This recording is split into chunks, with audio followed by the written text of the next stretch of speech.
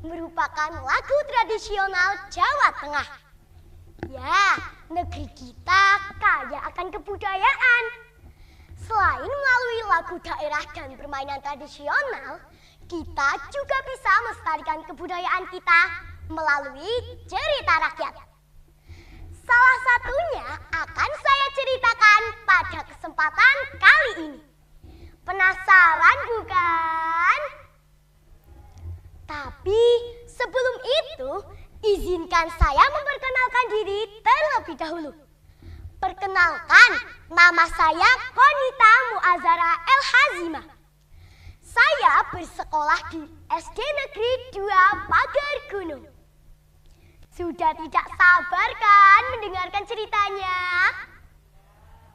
Baiklah, kali ini saya akan bercerita sebuah cerita rakyat yang berjudul Timun Emas. Cerita ini saya ambil dari buku yang berjudul Kumpulan Cerita Rakyat Nusantara 34 Provinsi. Begini ceritanya. Alkisah. Dahulu kala, di sebuah desa yang ada di Jawa Tengah, hiduplah seorang janda tua bernama Mbok Srini. Ia hidup sebatang kara dan sangat menginginkan kehadiran seorang anak. Suatu malam, ia bermimpi didatangi oleh sosok makhluk raksasa yang menyuruhnya untuk pergi ke suatu hutan. Saat terbangun dari mimpinya, Mbok Srini bergegas menuju ke hutan tersebut. Betapa terkejutnya saat sampai di hutan itu, ia menemukan sebuah bungkusan yang berisi sebutir biji timun.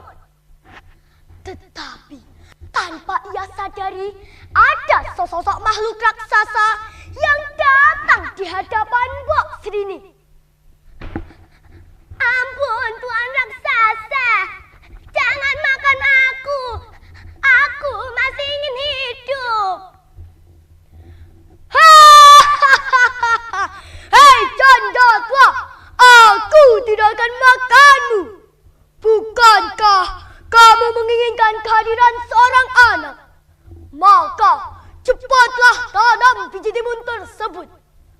Kelak kamu akan mendapatkan seorang bayi perempuan. Tapi ingat, kamu harus menyerahkannya kepadaku saat sudah berusia dewasa untuk dijadikan santapan. Mbok Srini pun setuju. Ia bergegas menuju ke rumahnya untuk menanam biji timun tersebut. 2 bulan pun berlalu, timun itu tumbuh dengan baik. Tapi teman-teman, timun itu berbeda dari timun-timun yang lainnya. Timun itu berwarna emas dan ukurannya sangat besar. Wah, besar sekali timun ini. Saat sudah mulai matang, Mbok Srini pun memetik timun tersebut. Sepertinya yang ini sudah matang. Besar sekali timunnya.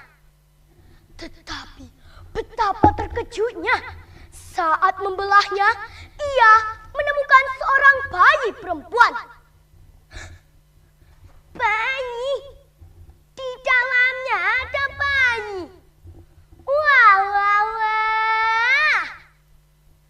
Akhirnya, Mbok Srini pun menimang bayi tersebut. Talelo, lelo, lela, ledung. Ciuk meneng ajep ijen nangis. Anakku sing ayu rupane, dadi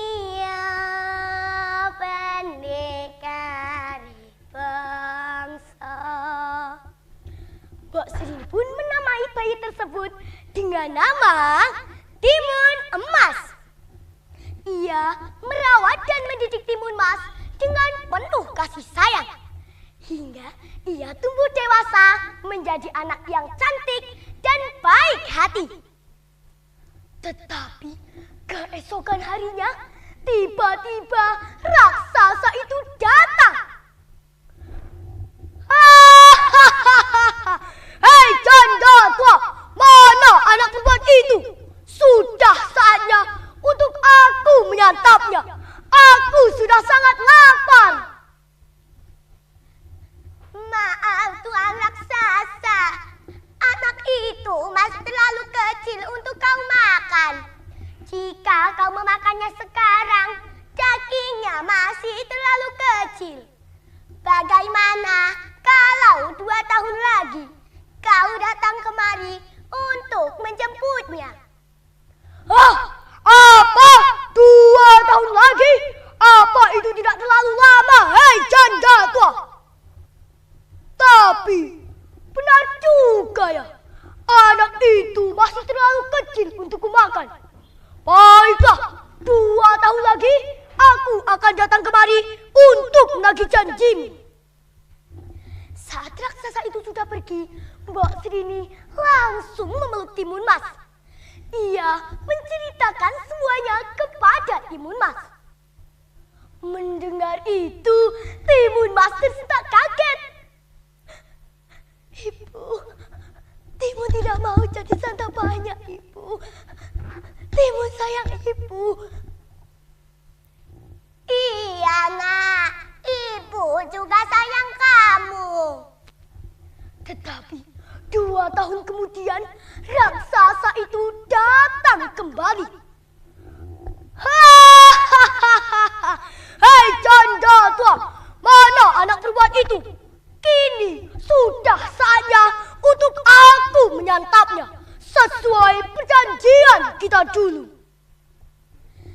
Maaf Tuan Raksasa, anak itu sedang sakit keras. Jika kau memakannya sekarang, dagingnya pasti alo dan tidak enak. Bagaimana kalau 3 hari lagi kau datang kemari untuk menjemputnya? Awalnya sang raksasa tidak percaya, tetapi karena Mbok Srini terus mendesaknya, raksasa itu pun percaya dan lalu menghilang. Mbok Srini terus memikirkan cara agar anaknya selamat dari santapan sang raksasa. Ia pun menemukan ide untuk menemui seorang pertapa. Pertapa itu pun bersedia membantunya dengan memberikan 4 bungkusan kepadanya. Mbok Srini pun bergegas menuju ke rumahnya. Tetapi saat sampai di rumah, ia menemukan Timun Mas yang sedang menangis. Ibu, bagaimana kalau raksasa itu datang lagi, Ibu? Timun tidak mau jadi santapannya, Ibu. Timun harus bagaimana? Iya nak, ibu juga tidak mau kehilangan kamu. Kita berdua berdoa saja ya. Mudah-mudahan raksasa itu tidak datang lagi. Tetapi tiba-tiba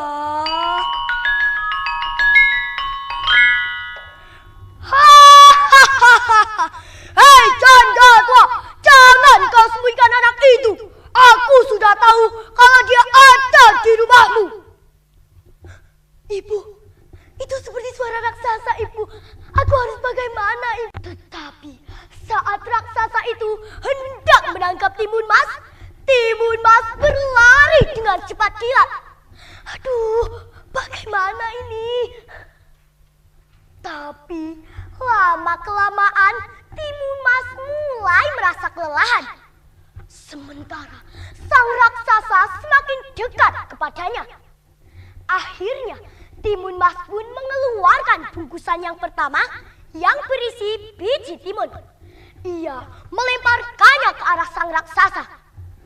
Seketika di sekitar tempat itu berubah menjadi ladang timun yang mengikat sang raksasa. Ah! Apa ini? Apa ini? Awas dong! Tetapi raksasa itu berhasil lolos dari ladang timun tersebut.